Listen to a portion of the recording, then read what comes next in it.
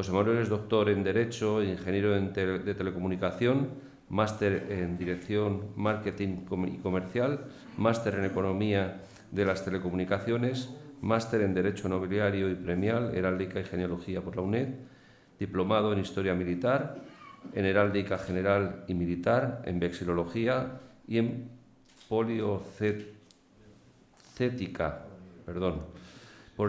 Es autor de 71 libros con más de 1.800 artículos, comendador de la Orden del Santo Sepulcro, caballero de la Constantiniana de San Jorge, de San Miguel de Lala, del Cuerpo de la Nobleza del Principado de Asturias y noble del Portillo de Zaragoza, fiscal de la Maestranza de Caballería de San Fernando, académico del Instituto de Estudios Históricos Balcés y Valdés, de la Asturiana de Heráldica y Genealogía, de las Letras y Artes de Portugal y de la Sanmarinense de Heráldica y Genealogía de Perú, y de honor de la Real Academia Santi Ambrosi Martiris. Pues cuando quieras, José Manuel. Muy bien, muchas gracias, Miguel Ángel. Como es preceptivo, en primer lugar, agradecer a la Real Asociación de Hidalgos el haberme dado la oportunidad de participar, que este año celebra además su 70 aniversario. Y en segundo lugar, pues dar las gracias a todos los presentes y a los que asisten online, pues sin ellos no sería posible este congreso.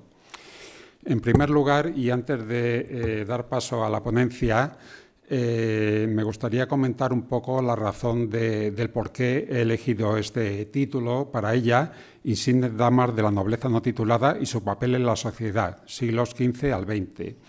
Bueno, me imagino que la mayoría de ustedes habrán oído la frase de aquella que dice que las manos que mecen la cuna son las que gobiernan al mundo, o que detrás de todo gran hombre hay una mujer. Pues bien, esto, a pesar de ser cierto, no siempre es reconocido o puesto de manifiesto en la sociedad, y lo que yo he pretendido es, pues, de alguna manera, visualizar, dar un papel a estas personas de la nobleza no titulada, personas hidalgas, que de alguna manera han jugado un papel muy importante, un papel muy decisivo en la historia de España, pero que permanecen en un segundo plano, en muchos casos olvidadas, y en otros casos, aunque no están olvidadas, la sociedad en general desconoce su procedencia como miembros de la nobleza no titulada. Entonces, hace ya unos años, cuatro años, cuando defendí mi tesis doctoral sobre la presencia de la nobleza no titulada en la historia de España, en aquel entonces yo había investigado del orden de unos 800 personajes influyentes en la historia de España, tanto hombres como mujeres, todos ellos pertenecientes a la nobleza no titulada, y de ellos muy poquitos, del orden de unos 30 o poco más, eran mujeres. Me pareció muy poco y bueno, he seguido investigando, ya la lista es prácticamente casi el doble, y el porcentaje de mujeres, pues evidentemente, aunque han aumentado, sigue siendo parecido. Veremos cuando me centre en la ponencia que no sobrepasa el 5%, ¿no? Entonces, yo creo que merece la pena esta serie de personajes darles una visibilidad que no tienen ahora. Pues bien, voy a empezar ya con lo que es el tema de la ponencia y quería comentar que, bueno, como muchos de ustedes sabrán, los hidalgos constituyen la nobleza no titulada y eran y son la capa más numerosa de la nobleza hoy en día. Cuando los Borbones, con Felipe V, alcanzaron el trono en el año 1700, había en España unos 600.000 de un total de 9 millones de habitantes. El porcentaje de nobles en España, en general, era grande, mucho más elevado que en el resto de Europa. Y en algunos lugares los hidalgos constituían la mayor parte de la población, sobre todo en el norte de la península. Me he permitido presentar un mapa de la península ibérica. Bueno, en este caso me centro en lo que es España, con el número de hidalgos dentro del estudio que he realizado, y estos son no sobre la totalidad de la población hidalga, sino sobre aquellos que yo he encontrado que jugaron un papel muy relevante. Y aquí, bueno, pues se puede ver que todo lo que es la cornisa cantábrica, pues Asturias, Cantabria, incluso el Reino de Navarra, pues bueno, ahí el porcentaje era muy alto. Evidentemente, en Madrid, pues por todo lo que tiene que ver con la administración estatal, también su número era muy relevante, y conforme la Reconquista fue avanzando y fueron desplazándose hacia el sur, pues muchos se establecieron en Sevilla y en Cádiz por todo lo que tiene que ver con el comercio y el traspaso de personas hacia América, ¿no? Entonces, bueno, este es un mapa que da una cierta imagen de cómo era la distribución en estos 3 siglos o 4 siglos que estoy considerando. Entre la población actual se encuentran varias decenas de miles de ciudadanos sin título de nobleza, como ayer se comentó, que descienden de quienes formaron parte del estamento nobiliario antes del proceso conocido como confusión de estados, producido tras la implantación del régimen liberal, periodo comprendido entre los años 1834 y 1836. Fechas en las que se suprimen las pruebas de nobleza para poder acceder a determinados cargos y oficios públicos. Tras un laborioso y largo trabajo de investigación, como comentaba anteriormente, de una relación de unos 1.400 hidalgos identificados, apenas un 5% se corresponden con mujeres. En ese estudio que presento hoy he encontrado un total de 68. Las más por herencias de su progenitor, es decir, por sangre, y alguna que obtuvo la condición de hidalguía por su matrimonio con una persona que ya era de esta condición, hidalga. Como se puede observar, y es lógico en la época en la que la hidalguía era un estamento reconocido y en cierto modo privilegiado, la mayoría de ellas se encuadran dentro de 2 grupos. Luego veremos cuando ya presente cada uno de ellos que esto es así, sobre todo en el grupo de religiosas y escritoras. Algunas pues tenían ambos papeles, eran religiosas y a la vez eran escritoras, sin apenas presencia en otros ámbitos como pueden ser el de los militares y marinos, algo lógico para la época que estamos considerando. Hoy en día no sería así, pero en aquel entonces sí. Entre los que son los hombres los que acaparan casi todos, por no decir todos los puestos.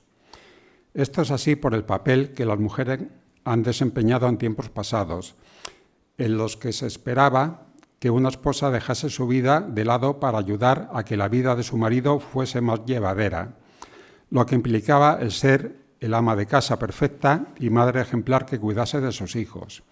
En teoría, eso ayudaría a que, por entonces, el varón de la casa tuviese más fácil camino hacia el ascenso social y la grandeza. Esto es un hecho que se puede comprobar en numerosos casos. No obstante, algunas jugaron un papel destacado en la historia de España, siendo ilustres damas, como es el caso de todos conocidos de Santa Teresa de Jesús, Beatriz Galindo, la Latina, o Emilia Pardo Bazán, pero otras prácticamente permanecen en el olvido. Si bien es cierto que las mujeres hidalgas contribuyeron en procesos vitales a lo largo de la trayectoria familiar, como, por ejemplo, en el diseño de estrategias en las políticas de colocación de los hijos o en la práctica hereditaria, a fin de asegurar la permanencia del capital y las propiedades mediante la fundación de vínculos, por ejemplo, los mayorazgos, así como las pautas sucesorias, entregando la mayor parte de los patrimonios a los primogénitos cabezas de linaje. Jefatura que las mujeres también heredaron en ausencia del varón.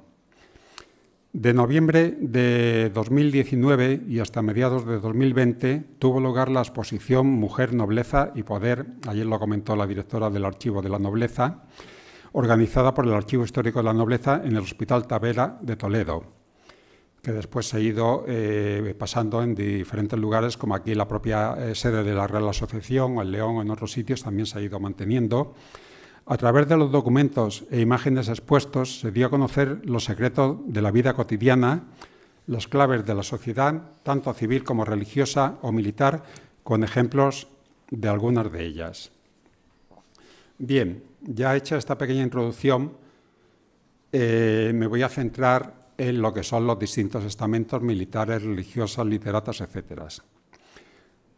Hablando inicialmente de militares, realmente se puede afirmar que no es hasta la época moderna cuando en España se cuenta con un ejército regular o profesional, con la destacada figura de Gonzalo Fernández de Córdoba, el gran capitán, que aplicando las tácticas aprendidas durante la lucha contra los musulmanes e introduciendo otras nuevas, como es el uso de armas de fuego, algo bastante novedoso para la época, logró éxitos sin precedentes contra tropas mucho más numerosas y muy bien preparadas. En el ejército, salvo excepciones, la presencia de la mujer estaba vedada, no solo en España, sino en todos los países, y alguna que ocasionalmente combatió lo hizo encubierta o disfrazada de hombre, como es el caso de la hidalga Catalina de Erauso, si bien muchas acompañaban a sus esposos familiares. Espera un segundito que se me ha ido la hoja.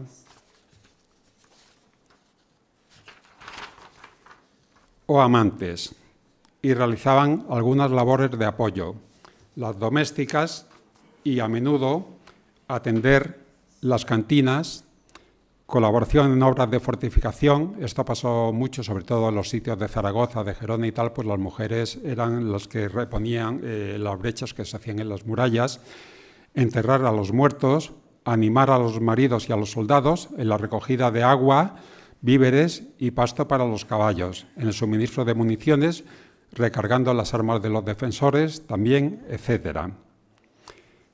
En la península ibérica tenemos varios ejemplos y destaca el de varias heroínas. Un caso notable es el de Agustina Raimunda María Zaragoza Domenech, nacida en Barcelona en 1786 y fallecida en Ceuta en 1857, llamada Agustina de Aragón, en los sitios de Zaragoza contra los franceses en 1808 y 1809. Heroína también de los dos sitios de Zaragoza fue María de la Consolación Azlor, esta sí de origen noble, no como Catalina de Aragón, como Agustina de Aragón, conocida como la condesa de Bureta, por su casamiento con el sexto conde de Bureta. Todas ellas mujeres decididas y valerosas que superaron a muchos de los hombres combatientes. Aquí en esta, no sé si se puede leer, pero vamos, después cuando lo puedan leer en la literatura, verán algunos ejemplos, pues Catalina de Erauso, María de Arlor, Manuela Sáez de Vergara, Francisca Zubiaga, etcétera, que fueron las que yo he encontrado que son más destacadas.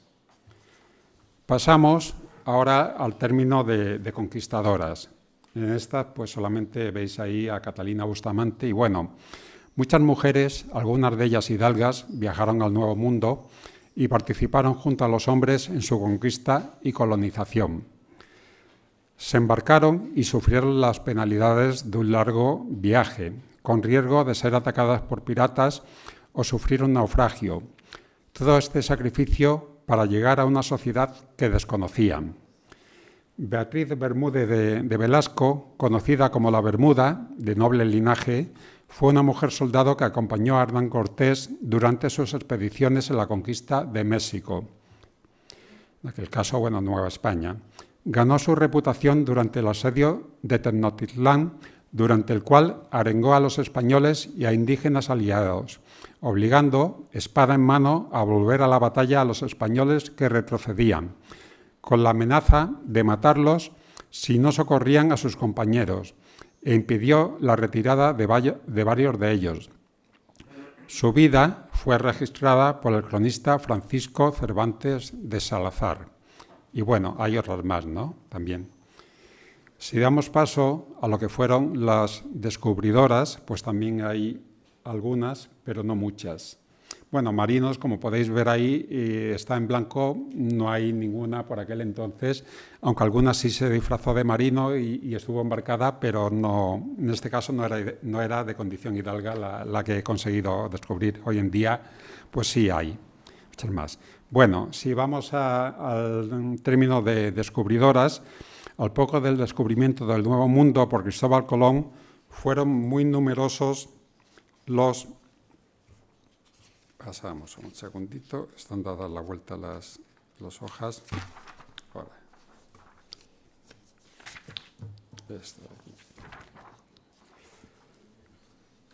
Los castellanos u otros, a otros no les estaba permitido marchar ni comerciar, que realizaron una intensa labor para descubrir y explorar las nuevas tierras que se ofrecían ante ellos. Labor no exenta de peligros y que entrañaban inmensas dificultades según se avanzaba hacia lo desconocido.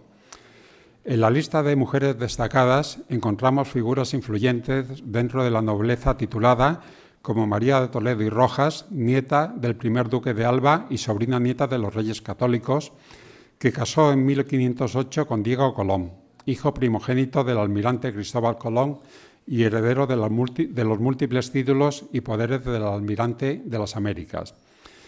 Pero también fueron muchas las mujeres de menor rango que emprendieron la aventura, además de Inés Suárez, María de Estrada y Catalina de Erauso. Sobre estas, bueno, pues en televisión y alguna película y muchas novelas se han hecho.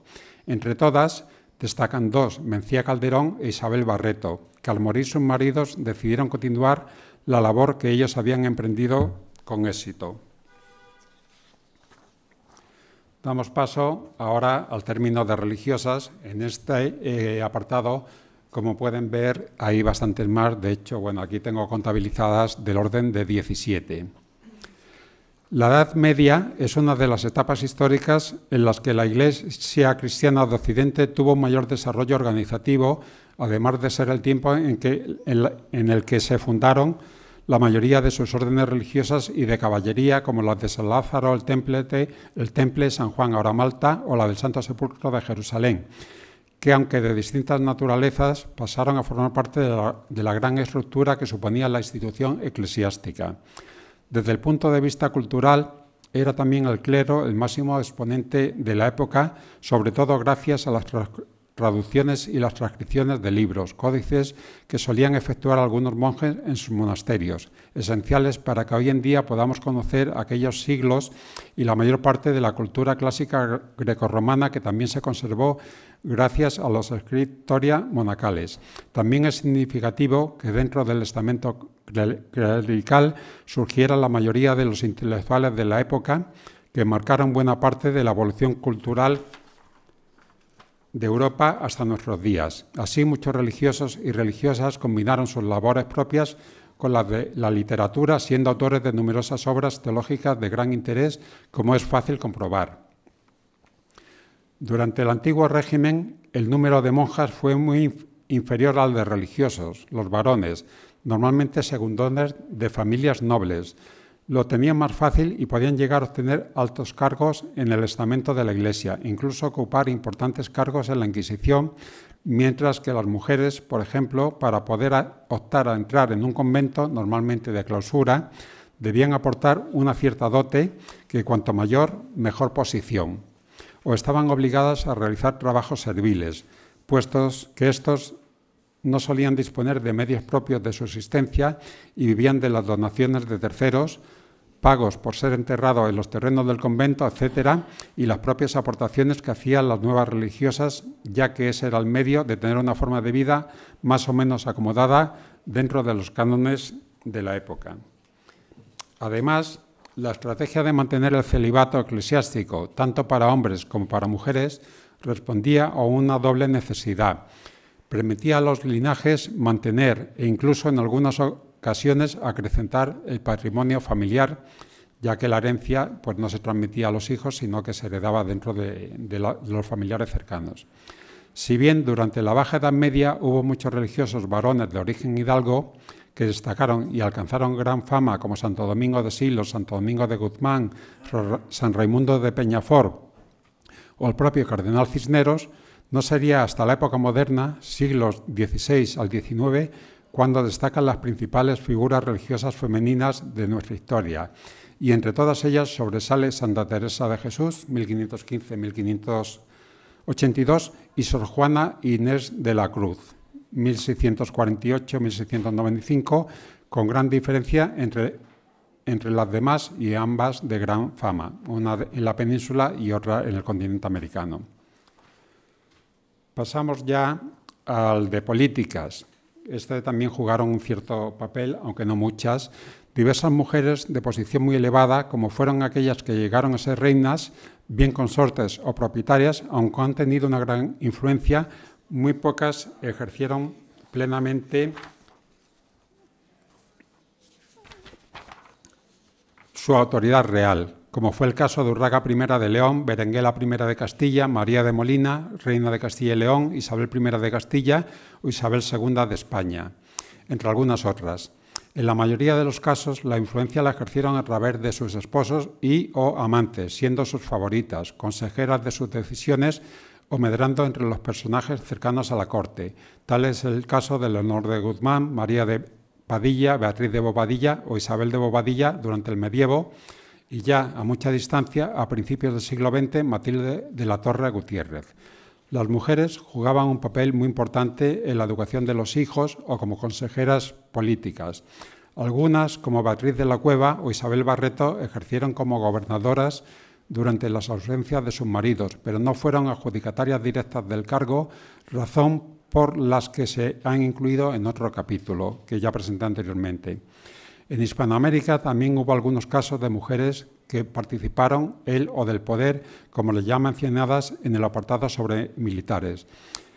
Destacamos aquí el caso de María Magdalena Dámaso de Güemes, conocida como la Macacha, hermana del hidalgo general Martín Miguel de Güemes, una de las mujeres más importantes de la independencia argentina. A partir de 1810, trabajó junto a su hermano y su rol consistió en trabajos de espionaje y logística, y años más tarde, cuando él fue gobernador, fue una especie de ministra sin cartera, debido al peso que ella tenía en las cuestiones públicas. En el ejercicio de la política sucede algo similar. La mujer ha venido ocupando un papel secundario, pues ha sido un campo dominado casi en exclusiva por los hombres, al menos hasta principios del siglo XX, en que la situación comienza a cambiar, pero para entonces ya había desaparecido el régimen de clases hace casi un siglo, y es muy difícil saber si los protagonistas son o no de condición hidalga. Relacionado con la política están el tema de la jurisprudencia y, bueno, pues en este caso también hubo alguna destacada. El mundo de la jurisprudencia tradicionalmente ha estado dominado por los hombres en España y en otros países. Durante varios siglos, los más famosos juristas de España se formaron en las universidades mayores de Salamanca y de Valladolid. Sobre todo,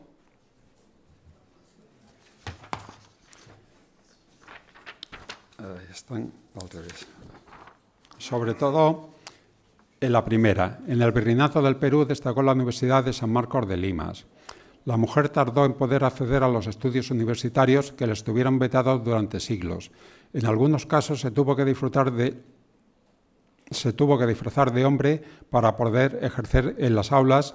Además, en relación al ejercicio de la abogacía, inicialmente los colegios de abogados no tuvieron una actitud positiva acerca de permitir el acceso a las mujeres juristas. Un buen ejemplo de esto es el caso de María de Maeztu, estudiante de la Universidad de Salamanca. La mujer jurista española, hasta bien entrado el siglo XX, ha sufrido diversas limitaciones a la hora de ejercer la profesión a pesar del título académico. En este caso, cabe destacar la labor como jurista de Concepción Arenal, que redundó en gran parte en el ámbito penal y penitenciario. Voy terminando ya. Bueno, el apartado más extenso de todos estos es el de escritoras. A lo largo de la historia ha habido muchas mujeres escritoras que no siempre han sido reconocidas e incluso muchas en sus inicios han firmado con seudónimos de hombre para poder publicar sus obras. Mujeres sobresalientes que no podían destacar más que los hombres y que fueron relegadas a un segundo lugar. Pues bien, durante nuestro siglo de oro, tanto en la literatura como en el teatro, los nobles están presentes como protagonistas en numerosísimas obras, poesías, novelas, obras teatrales, en donde a menudo los hidalgos se les muestran como orgullosos de su linaje, de su limpieza de sangre, pero no siempre gozando de una buena posición económica.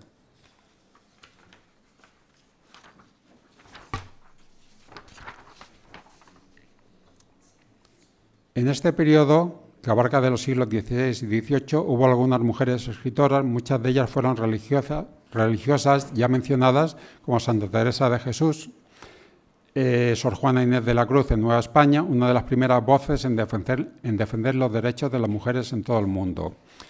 Otras que no estaban entre las paredes de los conventos fueron las hidalgas Beatriz Galindo, la latina, Catalina Ramírez de Guzmán, poetisa extremeña de corte satírico, María de Zayas, Olivia Sabuco, etc.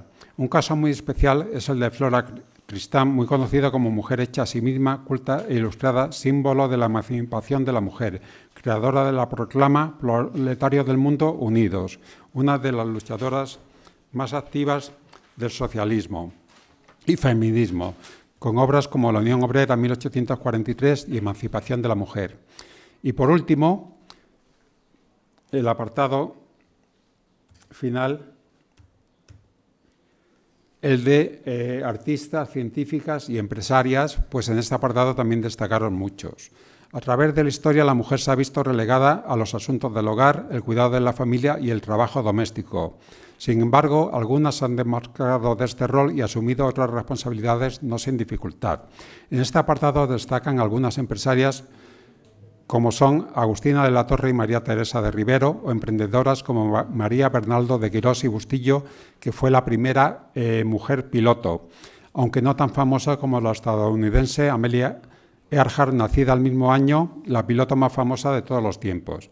Lo cierto es que la mujer, hasta época muy reciente, salvo raras excepciones, apenas ha ejercido como empresaria y han sido los hombres, sus familiares, esposos o amigos, los que han hecho cargo de manejar los negocios y los dineros del entorno familiar, bien propios o heredados. No estaba bien visto, ni siquiera permitido por la ley o las costumbres. Afortunadamente, a partir del siglo XX la situación es muy diferente y las mujeres emprendedoras cada día son más y no solo apuestan por crear sus propias empresas, sino que optan a puestos de gran responsabilidad en la sociedad. Espero que con estos ejemplos pues haya quedado muy claro la evolución que han tenido las mujeres, las hidalgas, en este papel y la evolución a lo largo de los siglos. Muchas gracias a todos por su atención.